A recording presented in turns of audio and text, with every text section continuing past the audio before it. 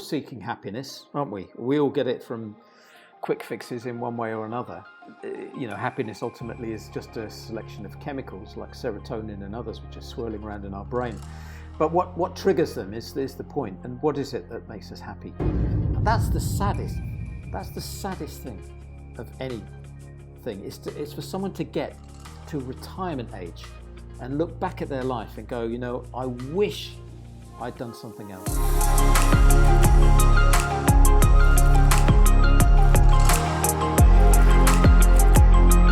People, when they're looking for, they know something's wrong. So when they're looking for a change in their career, they will often do that themselves, but they may find that they're particularly hung up on the big question, which is, I don't know what I want to do. I know I don't want to do this, but I want to do something else. And that's typically when people would approach a career coach.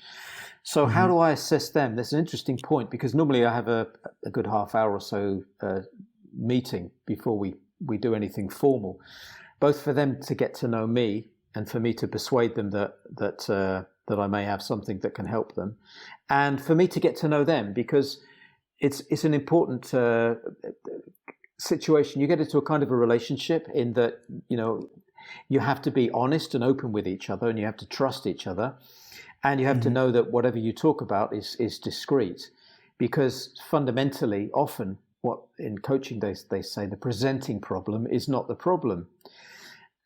So as a coach, you may have someone come and say, I want to change my job. Well, you have to really get to be knowing that individual fairly well to find out what it is behind that. Is it actually that they don't like what they're doing? Is it actually that they don't like their own boss? Is it actually their attitude towards their current job is somehow a bit off kilter? Is it something which is nothing to do with any of that? So you can see that you have to start at a very fundamental level, really, to find out what it is that's somehow irritating the person or upsetting the person and making them feel that a change is needed. Mm-hmm. What are your typical clients, if you can put them in a bucket, that come to you? Yeah, I really have quite a wide spectrum of clients, but if you ask for a typical one, it would be an executive, probably mid-career, someone who might be in their 40s who would say, I'm in banking. We have to talk banking because we're in Luxembourg. I'm in banking. I'm good at it. I'm earning money. It's fine. I have everything I want. Good family, sunny holidays, COVID permitting, good house. But you know what? I wake up every morning. I don't want to go to work. I really detest what I'm doing, and I want to change. I want to do something else. That would be a very typical scenario that I would face. But I think my youngest person is 22, and I've had someone who's in their mid-60s. So age is not an issue, or gender. But you asked the typical, that would be the typical. Mm-hmm. And from your experience, what is it that makes most of the people, I want to say, miserable at their job, or in regards to their happiness in their career? We're all seeking happiness, aren't we? We all get it from quick fixes in one way or another. Happiness ultimately is just a selection of chemicals like serotonin and others which are swirling around in our brain. But what triggers them is the point. And what is it that makes us happy? I tell you what makes us satisfied and makes us content and makes us like what we're doing. And that is knowing our values. And the thing which I'm very keen on, we work on very closely, is understanding with someone, what are your personal values? Because if you know what they are, and if you can find an occupation, a vocation, find something that you're doing that matches with your values, then you're going to be content. You're going to enjoy what you're doing. So what do I mean by that? If I were to ask you quickly, what are your top values? You might come out with integrity, honesty. You'd probably run out after a couple. So we do an exercise to dig in and really find out what it is that makes you tick and what matters to you.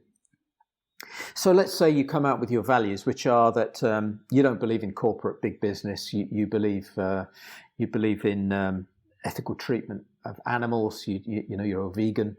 You don't wear leather shoes. But also your personality is such that you're a bit introverted. You don't particularly like large groups of people. Well, you're going to be extraordinarily unhappy if you go and work for a big hamburger chain. All of most of the things that are intrinsic to you, which you feel are important, you're working and earning money, but in an organization or a company or in a place that doesn't match them.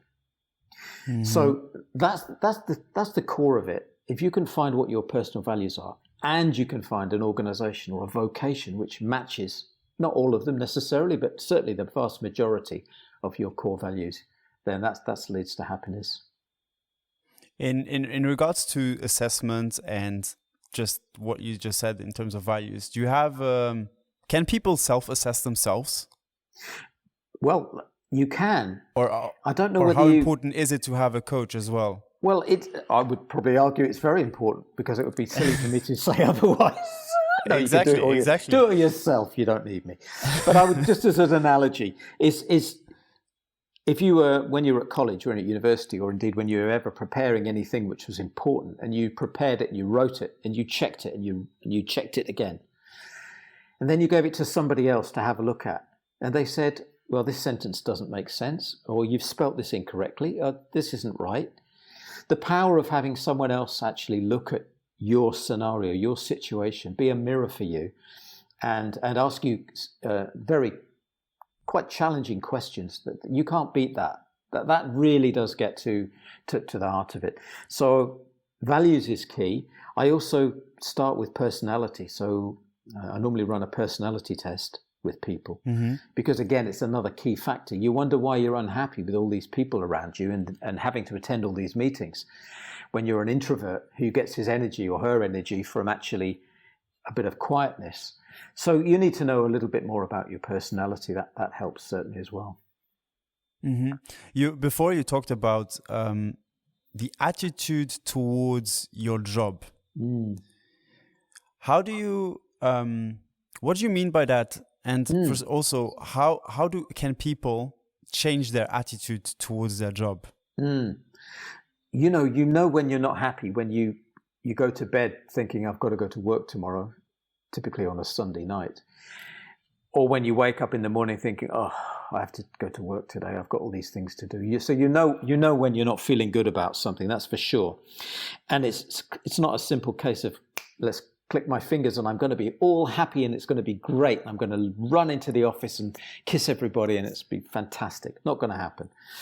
But there is a degree to which your mind does control your attitude, and a degree of positive thinking will definitely help you. Mm-hmm. So the next question you would ask me is, well, how do you get that positive thinking? I've got a terrible boss, can't stand it, don't like what I'm doing, don't like the commute every day.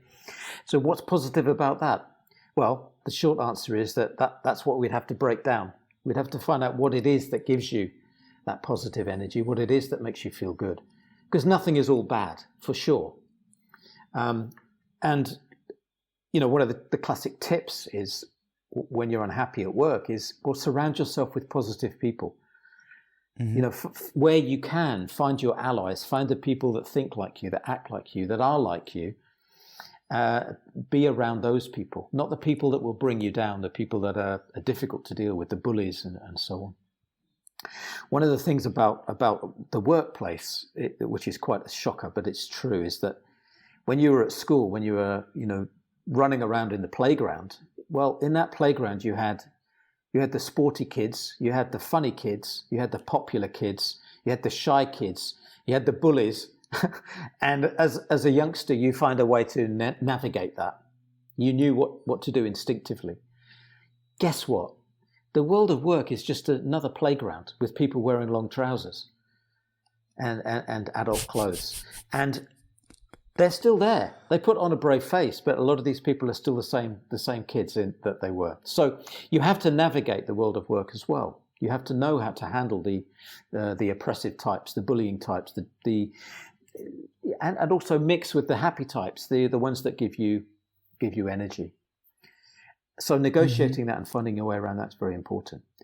You mentioned now relationships, and you mentioned what you do as a job, and you also mentioned attitude towards a job.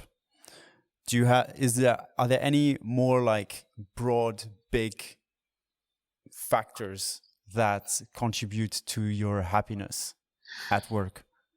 If you look at yourself, there's a whole bundle of things which make you up, Kevin. So you've got your skills, you've got your personality, you've got your values, you've got your competencies, which are your behaviors, you've got your educational qualifications, which things that so your knowledge, and you have this whole wonderful mosaic which makes you up, and you can't please everything. You won't be doing everything, but if you can do the majority of what it is that makes you up in the line of work that you do, then that's really important.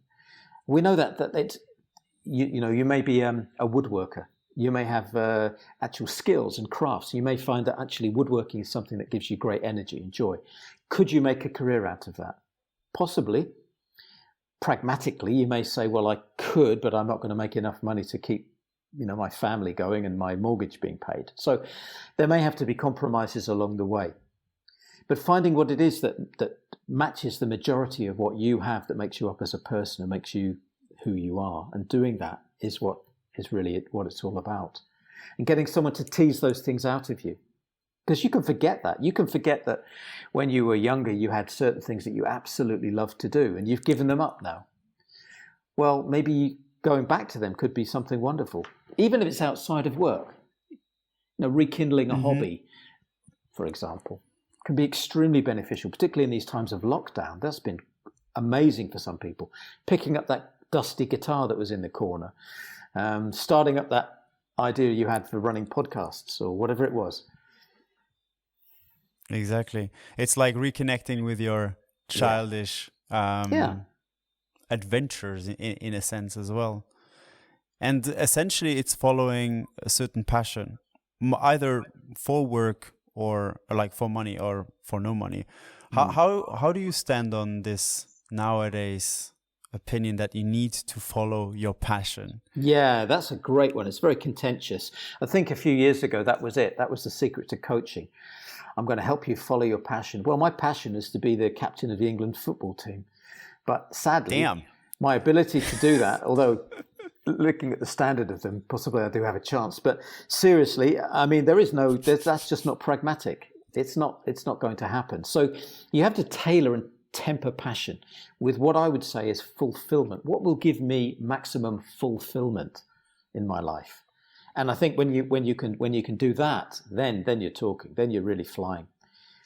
Then you can get out of bed every morning and say, I'm doing something I really want to do. And that's it. You're fulfilled. So that I would replace passion with fulfillment. Doesn't sound quite as sexy, but that's ultimately what will help you. Yeah, it sells less. It's also way more pressure on fulfillment than passion. Passion sounds fun and adventurous. Fulfillment sounds like a responsibility, and people don't want to hear that word, I guess, because of it. Yeah. Accountability, I guess. Yeah. When you are with your clients, how does it happen often that your clients do want to change their careers completely? It does. Let's just put cards on the table now. We're talking here as the pandemic is still there. It's slowly, the curtain is slowly lifting. But the situation out there in the job world, in the career world, is really not good. And it's likely to get, in the short term, worse. Because we're talking of companies, organizations, which have run up huge debt. We're talking, if you talk public sector, you're talking governments and countries which have run up huge debts. Now, those things have to be somehow repaid. The vaults have to be refilled with gold. And one of the classic ways in which these things happen is you reintroduce hardship, whether that's through job cuts or merging of companies or what have you. So I think that the next few months are going to be quite critical. I think there's a bit of an icy wind is going to blow. So it's not a good time to be thinking about changing a job necessarily. But, and this is a big but, it's not all doom and gloom. Some companies let's take Amazon, for example. I mean, some companies have absolutely boomed during this pandemic. Some companies are still expanding. Some companies are going to go further and faster as a result. And looking for those is important. So, no, I wouldn't say that at this moment for people, if you come to me and say, I want to change my career or I want to change my job, don't think about it. But I would definitely say it's going to be a little more difficult in this current climate than it perhaps was a couple of years ago. Mm-hmm. But it's certainly feasible. And in regards to when people come up to you and they have finally, you've made all the work, they have finally realized and you've helped them realize what their values are, what is something that they would like to do in their lives, how do they deal, or how do you help them deal with the anxiety of changing their work? Really, or is there any anxiety left if they finally know what they want to do? Is there still a bit of anxiety? Or absolutely, Kieran, and that's absolutely perfectly normal. So it's interesting you use the word anxiety, because let's just quickly mention this. Some people are depressed. Some people come very sad, and their batteries are very, very low when I see them. And often, when you talk about depression, that's something in the past. That's something that's happened. That's an event, something which has affected them, which has caused them to feel perhaps guilt or sadness. When you talk about anxiety is a future. It's a forward-looking emotion. Anxiety is what could happen. What if? What will I lose? What might I gain? But, I'm on a tightrope. What happens if I fall?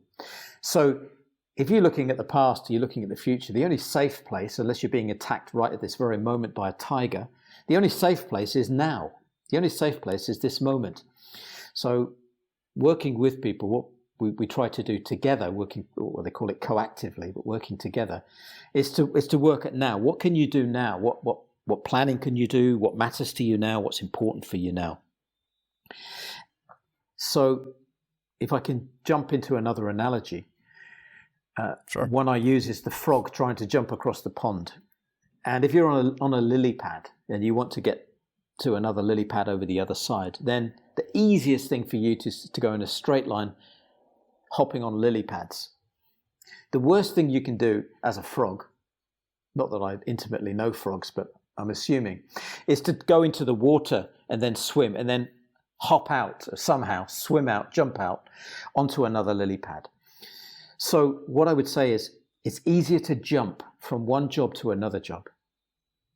Much easier than it is to leave a job and then try to get out of the water again and into a new job. The sad fact is that many recruiters look at people coming to them for a job, and when they see that they're unemployed, when they see they've been laid off, it's a natural human instinct for them to wonder why that person was made redundant, why that person is out of work. So you have a bit of an uphill task to try and persuade them that you're the right person for the job and there's nothing. On the other hand, and it's just human nature, the weird thing about it is, if they see you're in employment, even though you know you're unhappily employed, but nonetheless you're employed, they have a slightly more warm and fuzzy feeling towards you. So what am I saying with all that blah, blah? What I'm saying is that if you can possibly help it, don't leave your job and then start looking for another one. Stay where you are, work with a coach, make it so that you can actually turn up to work each day and not feel like you want to put your head in a bucket of water. And at the same time, be looking for other opportunities and then jump from one job to another, if you can. Sure. And obviously that also reduces what I call anxiety, because you sort of, you there's no point of insecurity in a way. You've answered the point there, because although you're stressed, you can be unhappy, and you may feel like throwing your cards on the table and walking out the door. What you lose immediately is such a lot, because you're losing your regular monthly income, you're losing contacts, you're losing that other point I've just mentioned about being employed when another employer looks at you.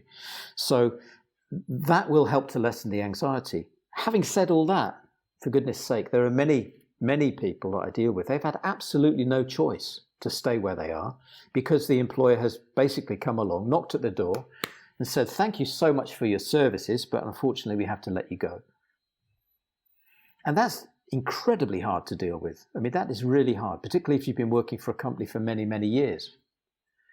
And the first, it's almost first aid then. The first thing you have to do is help that person through and build them up so that they are resilient enough to face the challenges of getting another job. How do you help these people that are really like down? I've come to realize that a lot of the people that come to you already are in a situation where they are on a lower point. But how do you help these people that are? First of all, it's not psychiatry. It's not. We're not putting people on a bed and with a notebook in our hands and sitting down and talking to them. It's very much the case that when I see anybody, there's nothing that needs fixing. Okay, and yet when you've been laid off, when you've had that finger pointed at you, there's an automatic reaction. What's wrong with me? Why me? What on earth? How come? In fact, there's a whole change curve, Kubler-Ross change curve, which is pretty good to mention, if I may. The first thing is that in a situation like that, the first thing is disbelief. This can't be happening to me. You can't be. This isn't. No, don't believe it. Don't believe it. So then there comes a kind of anger. Why me? What on earth have you can't? No, I don't accept that. The third stage you come to, it's not always in these stages in this exact order, but it's typically. So the third stage will be a kind of, is there something I can do to make it better? Maybe there was a problem. Maybe I didn't see it. Maybe I can change. Can you have me back? Could I keep working for you? Maybe I can be a consultant with you, what have you. This is a typical one. And normally that never, ever works. The fourth one is, okay, now I recognize it. I'm not happy about this, but this is the situation. I'm out of work. I'm unemployed. And it's only when you hit that point, it's only when you've finally accepted the situation and you've let go of the fact that the boss was I've used a swear word there, towards you, or that the situation was unfair and all those other things you think. It's only once you can let that go and say, well, look, this is where I am. This is the situation I'm in. Only then can you then start to build up and start to move forward. So you asked me, what happens when people come. I think I have to say that for many of them, it's working through those initial reactions, which are interestingly, for anyone listening that's going through it, those are the same things you go through during a breakup in a relationship too. Just throw that in. I was about to say that. It sounds very, very equal. It sounds like a breakup, essentially. Mm-hmm. So you have to go down to the lows before you can move on. And another thing, if I may, is that going through that is really cathartic and really helpful. Trying to avoid it is not particularly good. I think you need to get the anger out. You need to get the frustration. You need to get those emotions out again before you can pick up. Otherwise, you take them with you. And people that are looking for a job 3 months after they've been made redundant, and yet they're still bearing this grudge against their old employer, it doesn't serve them well. It doesn't serve them emotionally well. It doesn't help in any way. You got to be empathetic as well towards yourself, right? I feel like that goes hand in hand here. You have to be kind to yourself. You have to be. And exactly. Our own worst critics, without doubt, our own worst critics are ourselves. It's ourself.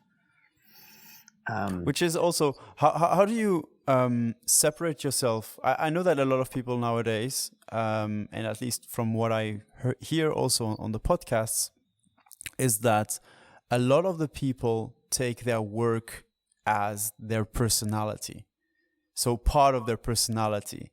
And how do you disassociate, especially if you now also are someone that is doing their passion as work, it even goes even deeper into their personality. And if they fail, or if they get laid off, or whatever this happens, it's always a personal critic towards themselves. You do tie yourself to your employer. A quick way for people to understand what I mean by that is, if you're in a social setting, again, forget COVID for the moment, think of the old days and hopefully the future days. If you're in a social setting and you're meeting new people, and a classic thing is, oh, hello, my name is, or what's your name, or hello, and very quickly followed up with, and what do you do? When you put your hand out, you shake someone's hand, and you say what you do, you'll get a sense. You'll just get this incredible sense inside you, whether you're proud of that.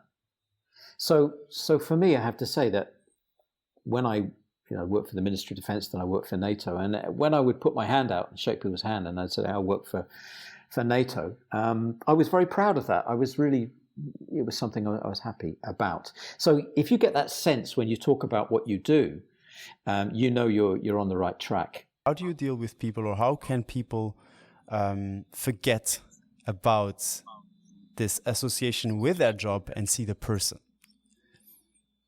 instead of looking into the job and like forgetting about the human connection?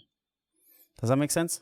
Yeah, and probably your earlier question was something I should have answered a bit more clearly, because it's related, isn't it? I think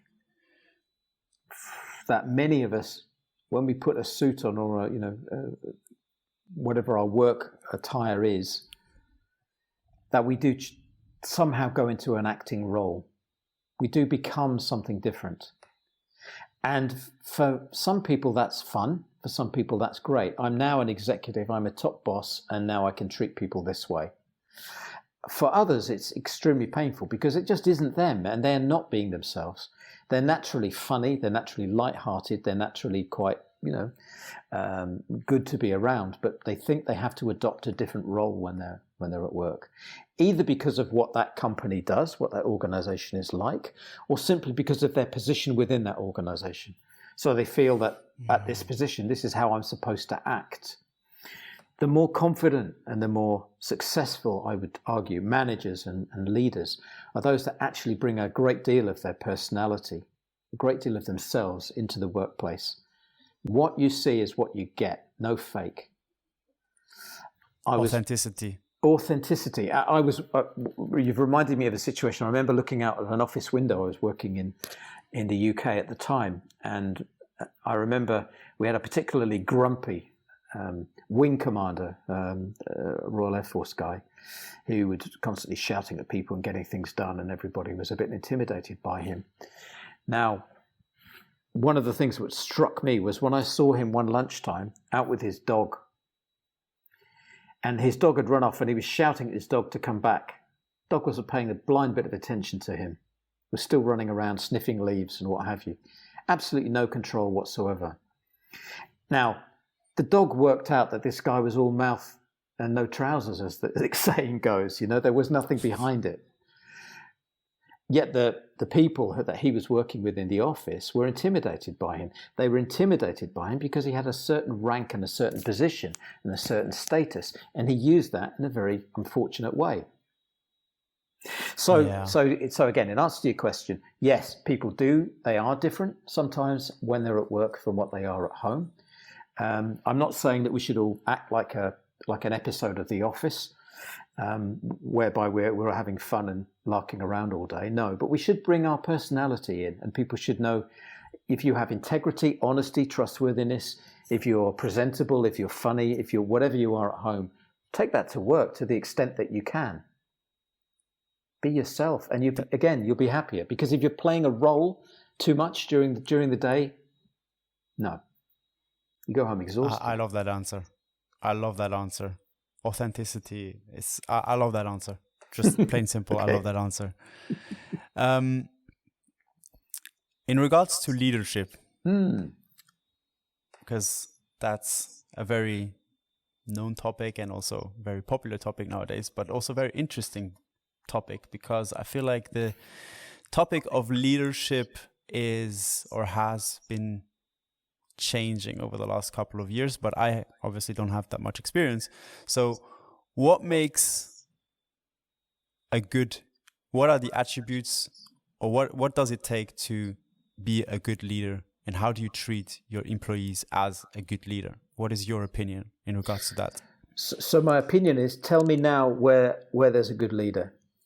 Because at this precise moment, I don't think anybody knows what they're doing, if I'm quite honest with you. It sounds stark, but true. There's a lot of people pretending they do, but they don't, because we're in totally new waters now, totally new. Who will be successful, in my opinion, definitely are those leaders that take into account what it is that the people that work for them genuinely want. You know, when a leader gives somebody some instruction, and when a leader tells somebody to do it, that person will work for them, but they have a psychological contract with them, not a written contract, a psychological contract, which is essentially, I will work for you and give of my best, but when I need you to take care of me, when my wife is sick or my husband is sick or my dog needs to go to the vets urgently, or, you know, something is happening in my life that's really important, when you turn to me and say, it's fine, go quickly, take care of it, that's important, then I'm committed to you. That's a psychological contract. So a leader that shows humanity, a leader that shows compassion, a leader that shows an understanding is going to succeed. Other qualities that are going to be needed, definitely flexibility. Definitely flexibility. Leaders are going to have to say, they're going to have to work out now whether people are in the office or whether they work from home, how many days they're in the office, how much is at home.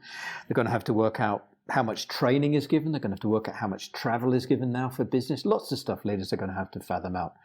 But the more they can include their people and their team with them, the better off they'll be and the more successful, I think, in the long run. People will not forget, you know, after this, they're not going to forget those people in the offices or those leaders that forced them to come in to the office. They're not going to forget that. And so there'll be a kind of a night of the long knives in a sense. There will be people who'll be looking to change their employers because the way they were treated during this pandemic was not how they wanted to be treated. I hope that goes. Yeah, I love the answer, especially the human side of it, and I completely relate. Especially that I was fortunate enough to have a boss like that, and it's a different feeling towards what you feel when that person talks to you, knowing that they don't just obviously they are there to give you a salary, but also they have your back in terms of as a person, and I completely agree with that. It's empathy. It's pure empathy. What I call it pure empathy, basically, as a boss as well, and not only aligning towards the company's objectives, but also the human side. Your company is made out of thousands and thousands of humans, or very small, it can be also a team of 10, and it's basically satisfying each individual also on the personal side, because otherwise on the work side they don't comply. It's a tough job as a leader, because yes, you also have, let's be honest, you have human beings working for you, and human beings will also cut corners. They'll also not do things they're supposed to do. There's a number of things that means that as a leader you have to be sometimes firm, but you should always be fair with it. It's not an easy role. Yeah. How do you see the we've talked about how the workplace is changing quite a bit, quite significantly, and how do you see the perfect scenario or the future scenario of a person? It's definitely going to be something of a hybrid, I think. There were so many organizations and companies that said it's impossible for you to work from home. All the files are here. Everything you need to do is here. You can't work from home. Who are now eating humble pie because it's proved to be absolutely possible to do it from a distance. And so there's going to have to be kind of some working out, really, some flexibility here, definitely, and sort of an amalgam of certain days need to be in the office. Because let's face it, we like to be with other people. We like to be doing something. We like, believe it or not, some meetings and social getting togethers with people. But we've also come to discover that, my goodness, look at this life that I've been able to carve out while I've been at home. I've been able to get up, have a coffee when I wanted. I've been able to do all these other things that I couldn't normally have done. Yes, I've had problems. I have to look after the children at home for schooling. Yes, there's been difficulties. We do understand that, but there has been some good things. So there's got to be some hybrid solution, I think, at the end. What question that poses for me is what's going to happen to all these brand new office blocks that are all over the place? It's going to be huge pressure from the people that own those to get rent, and so they're going to be pushing companies to make sure that all these people come back. But there's going to be huge pressure the other side from individuals who are going to want to say, no, I want something more flexible, something more that fits with me. You mentioned, I think, or we touched upon it very lightly, work-life balance, which I think is important to mention here. So work-life balance in human resources has been around for a long time, and it's been taken as the answer to everything. Get that right, everything's fine. But I'm not a true believer in that. And I'll tell you what I'm saying here. So if you go to work, or if you have work, you don't get on with your boss. You don't really like what the company's doing. And your colleagues are really, you're not having much fun with them, to be fair. You take that home. That's the stress and the pressure that you take home. If, at the other hand, at home, your dog has run off and you can't find him, you're having arguments with your partner over various things, there's a leaking roof, that's a stress. You take that to work. So ultimately, I just call it, I think, life, which feeds into what we were just discussing earlier about taking yourself to work and being, it's just life. It's trying to separate these things out. Really, that's come to such a conclusion I think I've reached during this pandemic. It's just life. Where you do it, how you do it, who you do it with. Well, that's a byproduct, but it's basically life. You're living your life at work. You're living your life at home. There's no separation. It's not work-life balance. It's just life balance. I absolutely love that. It's so true. I absolutely love everything that you're saying. Do I have to pay you at the end of this? Is that what this is all about? This is being too nice here, Kevin. No, I am being myself. I'm completely honest here. Fair enough. So there is no mask in front of me. I have some questions regarding you as a coach. Maybe some people are listening and they are thinking about becoming a coach. And so one of the questions that I have is, what is the most important thing for you to be a good coach? Oh, yeah. And there's one word that just immediately comes out. Listening. Plain and simple. Yeah. Dalai Lama kind of, if you speak, you will tell people what you know. If you listen, you'll learn something new.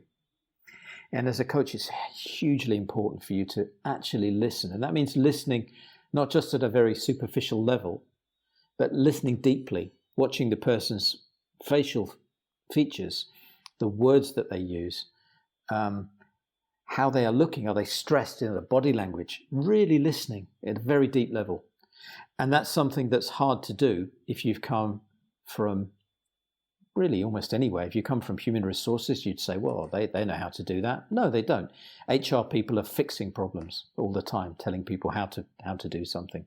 If you come from the business world, again, it's easy to do. They're used salesmen, whatever. No, you're not really listening. So the biggest thing, although I've been talking a lot now, the biggest thing a coach can be doing during a coaching session is not talking very much, but listening. And then, second thing, asking those powerful questions. One of the things about the powerful questions are, just to expand on that, is we look on the career front. So you leave university, you leave college, you leave school. Doesn't matter where you're into the world of work. Where do you take your cues from? You tend to take your cues from family. You take your cues from friends. You take your cues maybe from professors, teachers, whatever. Or you may just drift into something without knowing really what it is you want to do until you know what you want to do. Now, that's fine. That's fate, really. That's kind of, just going along with the flow.